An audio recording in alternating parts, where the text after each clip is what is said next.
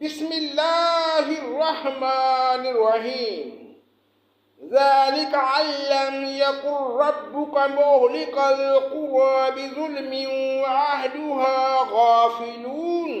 اللہ کے نام سے شروع جو بڑا مہربان نہایت رحم کرنے والا ہے، اس وجہ سے کہ آپ کا رب کسی بستی والوں کو کفر کے سبب ایسی حالت میں ہلاک نہیں کرتا کہ اس بستی کے رہنے والے بے خبر ہوں۔ وَلِكُلٍّ دَرَجَاتٌ مِّمَّا عَمِلُوا وَمَا رَبُّكَ بِغَافِلٍ عَمَّا يَعْمَلُونَ، اور ہر ایک کے لیے ان کے اعمال کے سبب درجے ملیں گے، اور آپ کا رب ان کے اعمال سے بے خبر نہیں۔ وَرَبُّكَ الْغَنِيُّ ذُو الرَّحْمَةِ إِن يَشَأْ يُذْهِبْكُمْ وَيَسْتَخْلِفْ مِن بَعْدِكُم مَّا يَشَاءُ كَمَا أَنشَأَكُم مِّن ذُرِّيَّةِ قَوْمٍ آخَرِينَ إِنَّمَا تُوعَدُونَ لَآتٍ وَمَا أَنتُم بِمُعْجِزِينَ۔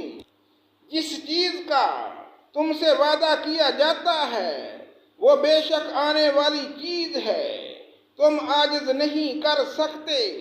قُلْ يَا قَوْمِ اعْمَلُوا عَلَىٰ مَكَانَتِكُمْ إِنِّي عَامِلٌ فَسَوْفَ تَعْلَمُونَ مَن تَكُونُ لَهُ عَاقِبَةُ الدَّارِ إِنَّهُ لَا يُفْلِحُ الظَّالِمُونَ۔ آپ فرما دیجئے، اے میری قوم، تم اپنی حالت پر عمل کرتے رہو، میں بھی عمل کر رہا ہوں، سو اب جلد ہی تم کو معلوم ہو جاتا ہے کہ اس عالم کا انجام کار کس کے لیے نافع ہوگا۔ یہ یقینی بات ہے کہ حق تلفی کرنے والوں کو کبھی فلاح نہ ہوگی۔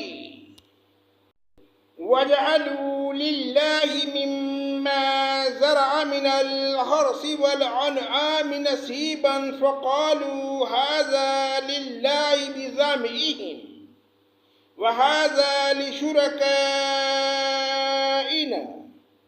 فَمَا كَانَ لِشُرَكَائِهِمْ فَلَا يَصِلُ إِلَى اللَّهِ وَمَا كَانَ لِلَّهِ فَهُوَ يَصِلُ إِلَى شُرَكَائِهِمْ سَاءَ مَا يَحْكُمُونَ۔ اور اللہ تعالیٰ نے جو کھیتی اور مویشی پیدا کیے ہیں، ان لوگوں نے ان میں سے کچھ حصہ اللہ کا مقرر کیا اور خود کہتے ہیں کہ یہ تو اللہ کا ہے اور یہ ہمارے معبودوں کا ہے، پھر جو چیز ان کے معبودوں کی ہوتی ہے وہ تو اللہ کی طرف نہیں پہنچتی، اور جو چیز اللہ کی ہوتی ہے وہ ان کے معبودوں کی طرف پہنچ جاتی ہے۔ کیا برا فیصلہ وہ کرتے ہیں۔ وَكَذَلِكَ زَيَّنَ لِكَثِيرٍ مِّنَ الْمُشْرِكِينَ قَتْلَ أَوْلَادِهِمْ شُرَكَاؤُهُمْ لِيُرْدُوهُمْ لِيَلْبِسُوا عَلَيْهِمْ دِينَهُمْ وَلَوْ شَاءَ اللَّهُ مَا فَعَلُوهُ فَذَرْهُمْ وَمَا يَفْتَرُونَ۔ اور اسی طرح بہت سے مشرکین کے خیال میں ان کے معبودوں نے ان کی اولاد کے قتل کرنے کو مستحسن بنا رکھا ہے تاکہ وہ ان کو برباد نہ کریں اور تاکہ ان کے دین کو ان پر مشتبہ کر دیں، اور اگر اللہ کو منظور ہوتا تو ایسا کام نہ کرتے۔ تو آپ نے ان کو اور جو کچھ غلط باتیں بنا رہے ہیں یوں ہی رہنے دیجئے۔ وَقَالُوا هَٰذِهِ أَنْعَامٌ وَحَرْثٌ حِجْرٌ لَّا يَطْعَمُهَا إِلَّا مَن نَّشَاءُ ظمئهم وأنعام حرمت ظهورها وأنعام لا يذكرون اسم الله عليها افتراء عليه سيجزيهم بما كانوا يفترون۔ اور وہ اپنے خیال پر یہ بھی کہتے ہیں یہ کچھ مویشی ہیں اور کچھ کھیت میں جن کا استعمال ہر شخص کو جائز نہیں، ان کو کوئی نہیں کھا سکتا سوائے ان کے جن کو ہم چاہیں، اور مویشی ہیں جن پر سواری یا بار برداری حرام کر دی گئی، اور کچھ مویشی ہیں جن پر لوگ اللہ تعالیٰ کا نام نہیں لیتے، محض اللہ پر بہتان باندھنے کے طور پر۔ ابھی اللہ تعالیٰ ان کو ان کے افطرا کی سزا دیے دیتا ہے۔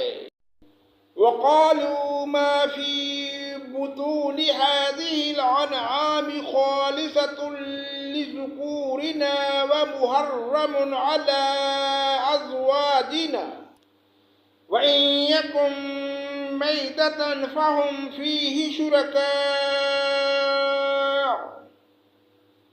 سَيَجْزِيهِمْ وَصْفَهُمْ إِنَّهُ حَكِيمٌ عَلِيمٌ۔ اور وہ کہتے ہیں کہ جو چیز مویشی کے پیٹ میں ہے وہ خالص ہمارے مردوں کے لیے ہے اور ہماری عورتوں پر حرام ہے، اور اگر وہ مردہ ہے تو اس میں سب برابر ہیں۔ ابھی اللہ ان کی غلط بیانی کی سزا دیے دیتا ہے، بلا شبہ وہ حکمت والا اور بڑا علم والا ہے۔ قد خسر الذين قتلوا أولادهم سفعا بغير علم وحرموا ما رزقهم الله افتراء على الله قد ضلوا وما كانوا مهتدين۔ واقعی خرابی میں پڑ گئے وہ لوگ جنہوں نے اپنی اولاد کو محض برائے حماقت بلا کسی سند کے قتل کر ڈالا، اور جو چیزیں ان کو اللہ نے ان کو کھانے پینے کے لیے دی تھیں ان کو حرام کر لیا، جو اللہ پر جھوٹ باندھنے کے طور پر۔ بے شک یہ لوگ گمراہی میں پڑ گئے اور کبھی راہ راست پر چلنے والے نہیں ہوئے۔ صدق اللہ مولانا العظیم۔